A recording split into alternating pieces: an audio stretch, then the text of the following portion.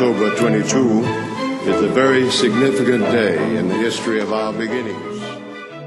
So welcome to a special episode of the Adventist History Podcast. I am here with Kevin Burton, who has made a really fascinating discovery. He has been hunting for a particular painting, which he's going to tell us more about in just a second. Now, he is a doctoral candidate at Florida State University. He's going to tell us how he found a particular painting of one of the earliest Seventh-day Adventist churches. Kevin, I really want to say it is the earliest church. Can I say that it's the earliest church? Probably not. We have a record, apparently, according to Brian Strayer, we have record that a church building in Jackson, Michigan was built a year earlier, and apparently a few months before the one in Battle Creek was finished. So it might be the third.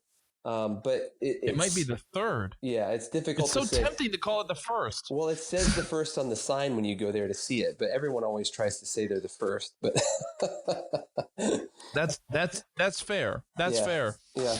But this particular church is nevertheless special, not only because it's one of the earliest, but because it was built by John Byington, right? Was this on his property? Yes, it was. And the Methodist church that was just across from it was on his property too. So he had both of these churches on his property? No, the Methodist church is not on his property. There is a road that separates them, and that road was the edge of his property. Oh, I see. So tell us then a little bit more about your journey. You began in February of last year looking for this painting of these two churches, the Adventist church and the Methodist church. So tell me, why haven't we Adventists seen this before? Why is this an interesting discovery for us? Okay, well, yeah. So I came across this, the existence of a painting that I even found out that it did exist in February of 2018, because I was doing research on John Byington and the Underground Railroad and abolition, etc. And I came across this article published by the St. Lawrence County Historical Association in their journal called The Quarterly, which is still published. And it was an article published in 1970, and it included, of course, information about his abolitionist work, Underground Railroad, etc. But then also, in sort of the middle of that article, they had a couple of pages that had images of a couple of church record books that mentioned Byington in it. And then, very small at the very bottom of the page, the two opposite pages that folded out, they had about a 1-inch squared photocopy of this painting in there that showed both the Adventist church and the Methodist church, both of which Byington built. And it said that this painting was owned by a certain Mrs. Wilcox. It didn't give a first name. It just said Mrs. Wilcox currently owns it. And I was like, okay, so the assumption was that this Mrs. Wilcox was somebody local to the county. Well, who knows? At the time? No one. Yeah, I mean, the only clue I possibly had is that the St. Lawrence, County Historical Association had some inkling about it, because they published this article. But of course, that's 1970. That's a long time ago. Right. And so, yeah, I mean, I had no idea if Mrs. Wilcox was a resident of Bucks Bridge or somewhere else in St. Lawrence County, or if she was alive, or if maybe she had moved on somewhere else. I mean, how on earth would you track down something in someone's, like, a private collection in their home, And so, nevertheless, I said it's worth trying. And so the first place I started was the St. Lawrence County Historical Association, right? They published the article. So I sent them an email with the copy of their own published, their own article, so that they could see it easily, and said, hey, I'm trying to track down this painting. Do you have any idea about the painting or know who Mrs. Wilcox is, or anybody who might know? And they basically said, no, we have no clue about the painting, never heard of a Mrs. Wilcox, and we have no idea how to track her down without the first name. Because Wilcox, of course, is a pretty common surname. Right. And so I said, okay, fine. Now that's good. And then Brian Strayer's biography of John Byington was coming out about that time. He had sent me a copy of his manuscript. I believe it was already out by 2018 when I started this search. And I see the publication date says 2017. So his book was out. And I knew that he didn't include a copy of that picture in his book. And I figured he probably would if he knew about it. if he had a copy, like a nice copy of it, nicer than what I had. And so I said, well, hey, maybe he knows about it and was trying to track it down and couldn't find it. And so I emailed him, and he told me that he didn't know what I was talking about. He hadn't seen the painting, didn't know anything about it, but suggested that I contact Sylvia Nosworthy, who teaches at Walla Walla, and she's a descendant of John Byington. And so she knows a lot about the family history. So here's my question for you real quick. Oh yeah, go ahead. So why then would a descendant of John Byington, I mean, it wasn't necessarily a family member who painted this painting of the churches, right? So what might her connection be to it? You're just kind of following every lead that you had? Yeah, I mean, I didn't know who else to contact, right? Because I didn't know where the painting was except for a private residence, and I knew it was Bucksbridge and that Byington had built the churches, and so I thought, hey, maybe people who have done research on Byington might have already known about the painting and tried to track it down themselves. That was the rationale. And so Strayer either didn't remember that he had known about it, or he had, didn't ever come across it. I'm not sure, but he wasn't able to help me, but he suggested I talk to her, to Sylvia Nosworthy. And so I did. And she said to me, yeah, I know the painting you're talking about. They actually have a copy of it and sell it as a postcard at the Battle Creek Village. And I said, that's fantastic. I could probably get a nice enough copy from a postcard to use it in PowerPoints or whatever I want to do with it, maybe put it in my dissertation or something. And so I called the Battle Creek Village. And they're like, we have never heard of this. This would be amazing because we know that there's no photograph of the Bucksbridge Church. And so they said, please, if you ever find this, let us know. But they're like, yeah, we know we don't have this. We've never printed a postcard of this or whatever. And so by that point, I said, well, Dr. Nosworthy must either have misremembered or not really known about the painting, or was thinking about something else and got confused. I didn't know what the deal was, but I knew that Battle Creek, the Adventist Village, they couldn't help me. And so there it stood for several months. And it wasn't until I was doing research at the Center for Adventist Research in Berrien Springs in April that I came across another article that mentions John Byington that showed a version of that painting where it chops off the Adventist Church in half. And nice. So it was an article. Yeah, it was an article that appeared in the same publication by the St. Lawrence County Historical Association, the Quarterly. But this one was from 1964. And it had a better image, sort of, but of course it cut off the building I really wanted to see. But it said the name of the artist was a Miss Winnie Wright. So my goodness, I was about to say Wilcox, but no, that's who owned it. It said the artist was Miss Winnie Wright, and it said in 1964 at least that the painting was at that time hanging in the Methodist church that is still standing in Bucksbridge. I was like, well, hello, there we go. This is a little helpful because even though the painting by 1970 was in a private residence, it was at some point hanging up in the church. And so I said, maybe someone there has seen it or knows about it. And so at that point, I tried to track down the pastor of the church.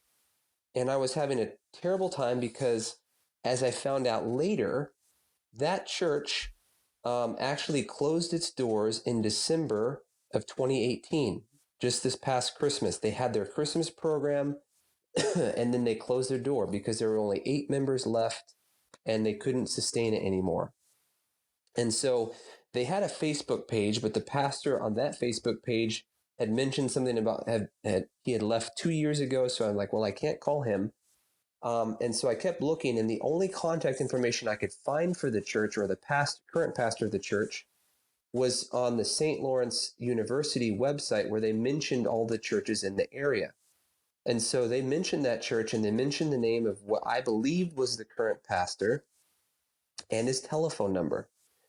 And so I gave him a call. And now we're talking about this month. We're talking about June that we're at. So we've fast forwarded. There was a period of months where I didn't know what to check. And so it wasn't until April that this search got kicked up again. And so June, it happened a few days ago, a week or two ago. And I called the pastor, and he ends up texting me back because I got his voicemail, and he says, "Yeah, I'm not the pastor anymore. I wish I could help you. I would love to," because I said I'd like to get in and see the church, because I wanted to see if, there was, I just want to look around, the church that Byington had built. And he's like, "I wish I could help you, but I'm not the pastor anymore." And that was all he said. I was like, okay. Yeah. And then I sent him another text. I said, "Well, do you know anybody who still lives there, who knows anything?" And so he's like, "Oh yeah, of course." And then he's like, "Well, here's the contact for Mike White. He is he was, he said, the president of the congregation." And then he says, "But I don't know if he still is, and I don't know what the current status of the church is, because he was the last pastor that had been there, and he knows that they had basically closed down." So last week I called Mike, and I asked him if I could see the church. I told him I wanted to see the painting. I didn't get him. I just got his voicemail. And so I called him a few days later, got his voicemail again. And so I said, "Well, I'm getting close to the day, Friday, and I'm pretty sure I'm not going to be able to do this." Well, he called me Thursday this past week, the day before I was going to be able to go there. And he said, "Yeah, I can be there. I can let you in," and so forth. But he said, "I've never heard about the painting. I have no idea about it." And I said, "Well, drat, there goes that." But I said, "Hey, I'd still like to see the church, and go inside of it and see it, stand inside of a church building that John Byington built. That would be cool." And so he said, "Okay, no problem. Friday, after you're done doing research at the St. Lawrence County Historical Association, just meet me there between 6 and 6:30 and I'll let you in." And so I said, "Great," and I said, "I'll call you tomorrow before I get there." And so we hung up, and I continued to do my research. I was in Syracuse at that time. And anyways, and so that was the plan. And I went through my day at the St. Lawrence County Historical Association, was getting stuff there, and at the county clerk's office. And anyways, then it came to closing time. I called him once again. I got a voicemail. But I just left him a message, and I said, "Hey, I'm on my way. I'll be there in 10 minutes. And so I got there about 6:15, and no one was there. And so I just started to wait. I went across the road. There's a marker that marks where the Adventist Church stood. I took pictures of that. I took pictures of the foundation stones that are still there from the church building. And I also took pictures of the outside of what was the Methodist Church at the time Byington had built it. Since became just a community non-denominational church. And I took pictures of that, and I waited, and I waited, and I waited, and I waited. I called him like 3 or 4 times in the process, and about half an hour goes by. And I called him a final time, I think it was a 5th time, and I just left him a message and said, "Hey, I've got to go. I've got a 3.5-hour drive to Vermont. And at this point, it was going to be, I would arrive between 10 and 10:30. I said, I'm sorry, I've got to go. I know something must have come up. Maybe we can do this another time." And I told him, "Thank you anyways, etc." And I left. I started driving, and I got all the way to the next town of Madrid. That it was about 5 minutes down the road or whatever. And then all of a sudden, my phone rings. And it's Mike. And he says, "I'm so sorry. Something came up. I couldn't be there, and I can't be there to let you in." He said, "But I have contacted another member and she's willing. She can be there in 5 minutes to let you in." And he gave me her number, and I called her, and she's like, "Yeah, I'm just finishing supper, but I can be right over. I live right, across the bridge from the church."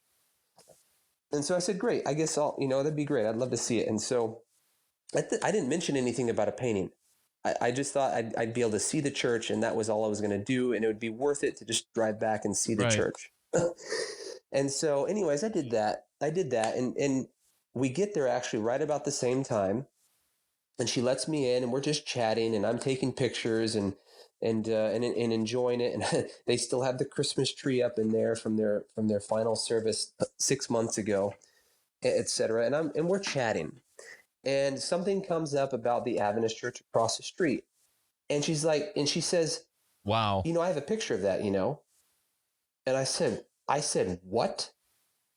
And she's like, "Yeah, well, it's actually a painting." And I was like, "Does it show the Adventist Church and the Methodist Church in the same painting with the bridge in between?" And she's like, "Yeah, that's it." And I was like, "You're kidding." And I was like, "I've been looking for that for over a year." She's like, "No, it's hanging in my house. It's in my bedroom." And she's like, and I have a picture of the artist, et cetera.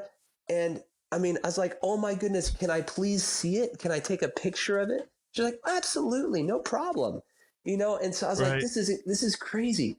And so we finished looking around the church, and then she says, oh, and we have another artist came through and tried to copy that, and it's hanging in the church. Really? And so there's actually 2 paintings. And so there are, and that one still is hanging in the church. It's not as nice. It's a lot smaller. It's got a little bit of damage on it where some paint is chipped off in the middle, and they chopped off the Adventist church in half. I see.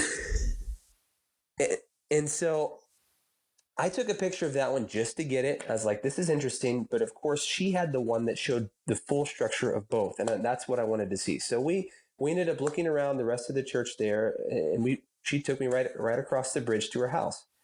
And we went in there and she brought it out. And I was like, oh my goodness, it's such a beautiful painting. I love the colors. The colors are really nice. I think it's really, really great. And it must date to about the 1880s. I don't know exactly when it was painted, but it probably right about the 1880s. Why do you think it was painted in the 1880s? When John Byington built the church in 1855, he painted it red. In the picture, you see a white church. And we know from records that by at least the mid-1880s, the church had been painted white. And so you see it painted white there. In addition to that, the picture of the artist that I was able to hold in my hand, I've done a lot of work on the history of photography. And so I know that the Carta Vista that it was printed on fit the time period of the 1870s. And she was a young woman in that picture. And so she could have done it when she was about that time in the 1870s. It could have been the 1880s, right in there. But the church was torn down in 1900 or right about 1900. So it had to be the 1800s. I see. I know by about 1880, or at least the mid 1880s, it's painted white. And so it's around there. I mean, we don't know the exact dating of the painting. There wasn't any date on it. But nevertheless, she had it. This is, her name was Susan. She had it. She showed me the painting, brought it out. I took several pictures to try to make sure I could get a good one. And it wasn't too hard. The lighting actually outside was perfect to get a pretty nice picture of it. I took pictures of the back just to see it. It was in its original frame. And then she brought out the picture of the artist, Winnie Wright, and I took a picture of that, and the back of it, which has writing from her mother. And Susan's mother, as it turns out, was Mrs. Wilcox. And so the painting just passed from one generation to the next. Wow. And apparently this Mrs. Wilcox knew the artist in some form or fashion. Susan doesn't know much of the history or the provenance on it, but she has the picture of the artist with her mother's writing on the back that says she painted the painting, etc. And she painted 2 other paintings of other random things that don't have anything to do with any Adventist history. It's like flowers or something like that. But anyways, so that was awesome. And so I chatted with them for a while. Susan and her husband, gave him my business card, told them about Brian Strayer's book. They were super excited about it. Want to purchase it so they can understand more about John Byington and the buildings there in the Bucksbridge community. And that was it. That was the end of a long sort of journey in trying to track down that painting. But I mean, it really, to me, like ever since I started doing research on Adventist history, like research of any kind, really, I've noticed that there are times where God just sort of connects dots and helps you find things that like you really couldn't find other than just random occurrences and chance. And I don't really believe in chance and random occurrences as a thing. And so I really feel like God sort of orchestrated all of this because I was checked out. I was ready to go. I was in my car in Madrid, 5 minutes away from the town, thinking, I'm not going to get this copy of this painting on this trip. I just didn't find it. I'll have to keep looking, And I thought I would just be able to see the inside of this former Methodist church that's still standing, and that was it. But like every sort of little piece here, like if God hadn't brought it together, if Mike had come, for example, and let me into the church, and if he had been on time, I would have never seen the painting. I would have had no idea who owns it, even though like the woman who owns it was literally like 100 yards away. Like her house is 100 yards away Wow. to where I was standing. Just wow. And so like that kind of thing, like if it hadn't happened that he was late, couldn't make it, whatever came up, he never told me. If I hadn't left, if he hadn't called me back, which he could have called me back like an hour down the road, and I would have just said, yeah, I'm sorry. But because I was only 5 minutes away, I was willing to turn around. And so anyway, there's a lot that, like, I don't know. I just feel like that was just a total God thing to sort of bring that together. And it's really special because a few Adventist historians had seen a photograph taken of that painting in like the 1940s. It was totally black and white. I found it in the archives at Carr, and it was taken at an angle. So like it wasn't straight on, and like it was out of focus, and like it was just bad. But nevertheless, Henry at Carr for the Adventist Digital Library, he gave me a nice high quality scan of that poor quality photograph, and I had that. And I know at least Michael Campbell has shared with me today that he had seen that before at some point, but I don't think there's any living Adventist who had ever seen the actual painting. Yeah. In color and in good focus and just really clear. And so that's the really special thing about this, because there is no photograph of the Bucksbridge Church that John Byington built. And there is no photograph of the church, the very first one, perhaps, that was built in Jackson, Michigan. And there is no photograph of the first church built in Battle Creek. What we have is a woodcut engraving of it. And so there really is nothing. Like, all we have is just sort of artist renditions of the one in Battle Creek and now in Bucksbridge. But we do have something. It's beautiful. It's in color too. And so it's just a really kind of neat connection that gives you a little bit of a perspective about the Bucksbridge life there, what the community looked like. If you look in the distance of the painting, of the picture of the painting, you will see a few, I think it's 2 dwellings, 2 homes, and a barn. All 3 of those structures are still standing there in Bucksbridge. And so that's something that's kind of neat. And so actually the only structure not still standing in that photograph is the Adventist Church. Wow. Interesting. You're absolutely right. It is a beautiful painting, and I'm going to try to put a picture of it in the show notes so people listening to the podcast can see it while they're listening. I think that really helps kind of to visualize it. But you're absolutely right. It's a beautiful painting. And as I'm staring at it right now as we're recording, I'm like, this is to me, and maybe I'm the only one who thinks this way, but this is to me in some way a kind of metaphor of early Adventism. I mean, you have these 2 churches staring at each other across the road. And of course, it's a Methodist church, yeah. And an Adventist church. And the Methodist church, of course, is huge. It looks like it's at least twice as large as the Adventist church. And there's a bridge between them. Now, I'm not gonna go off on some mystical connections there, but I mean, obviously a number of our pioneers came out of Methodism, and we've kind of retained some Methodist DNA in Adventism. But it is a beautiful painting, and I am so happy, man, that you found this. My favorite part of your account of this is something you didn't say in this interview. You said when this woman told you it's actually a painting, you said you had extreme excitement. Oh yeah. I was over the moon. I certainly was. I mean, I couldn't believe it. I didn't expect it. Of course. I had already written it off and said, yep, I'm just not going to see this. Of course. And so then when she says that, it's like, well, you're kidding. Right.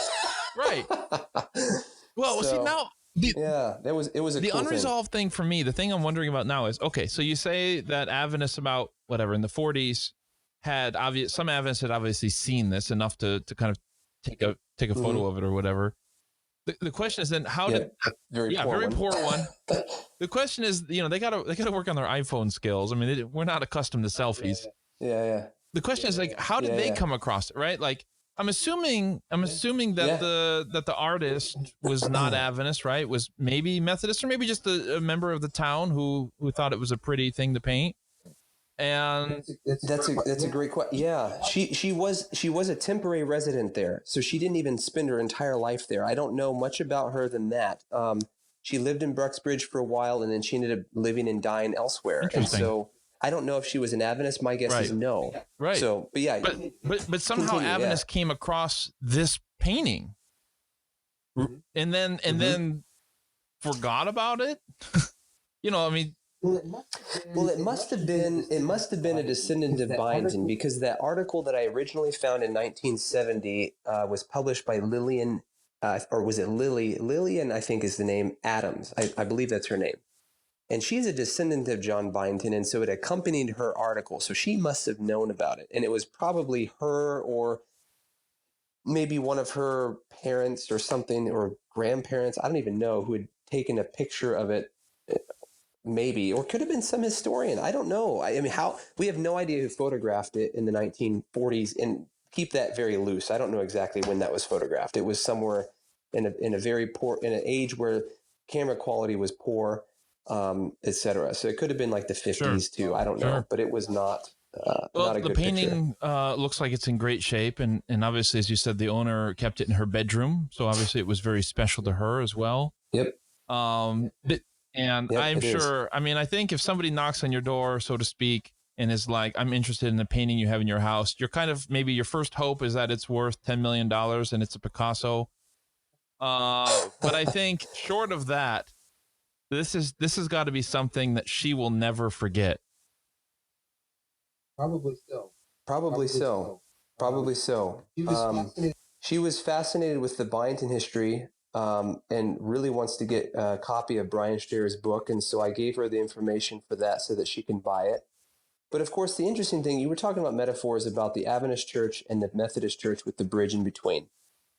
And the interesting thing about it is it really was a bridge. And that's sort of true today, because Susan cares about that painting because of what was at the time a Methodist church. That was her congregation, and she was one of the last members of that congregation. I cared about the painting because I'm an Adventist. And so there again, it's something that brought us together. It brought Adventists and Methodists together. And I suspect that even though the churches were apart from one another, even during Byington's time there and other Adventists who lived there, I would suspect that they had fairly good relationships with their Methodist neighbors. It's a very small, if you want to get technical, it's not even, it's of course, Bucksbridge is not a city. It's not a town. It's not a village. And these are all technical terms for New York. It is a hamlet, which basically means just a cluster of farms together. And so it is a hamlet within inside of the township of Potsdam. Wow. So a township is already small. So we're talking about way off the beaten path here. So everybody probably knew everybody and was probably on good terms with everybody. Fairly, I mean, small communities can also gossip can be issue. There's also problems that can arise, but nevertheless, you probably all get along pretty well. And so I kind of suspect that that's the way it was with the Adventist neighbors and their Methodist neighbors. So it's a bridge, not a wall. Yeah. It's a path to walk between. So, well, Kevin, I'm going to let you go. I just want to thank you so much for your persistence. And I know this was providential. It wasn't all just your pluck and determination, but I feel like without that pluck and determination, we wouldn't even be sitting here having this conversation right now. So thank you so much for hoofing it out, following up leads. Friends, we have an Adventist Indiana Jones here. And man, blessings to you in your research. And I hope you have we're recording this on Sabbath. I hope you have a good rest of your Sabbath. And thanks for taking the time to tell us a little bit about your story. Thanks a lot. Appreciate it. And before we go, I just want to say the moral of this story for me is that Adventist history is not done. We are still learning things. We are still exploring things.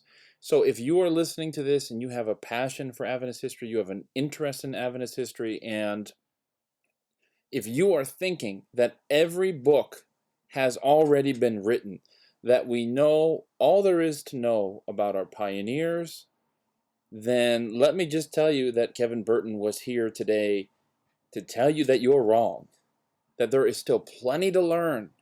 So get out there, be curious, be determined. You saw today what it takes. So if there's a teenager, a 20-something, a 50-year-old, somebody who just has a passion for Adventist history, can I just preach at the end of this interview and say, this was for you? This was for you. Now, if you just enjoy hearing the stories, if you just enjoy learning Adventist history, that's fine. I hope you enjoyed it. It was a cool story. But there may be some out there who is part of the next generation to be a historian, to do this professionally. In some way, shape, or form, this was for you. So take it, grab it, run with it, and I will see you next time.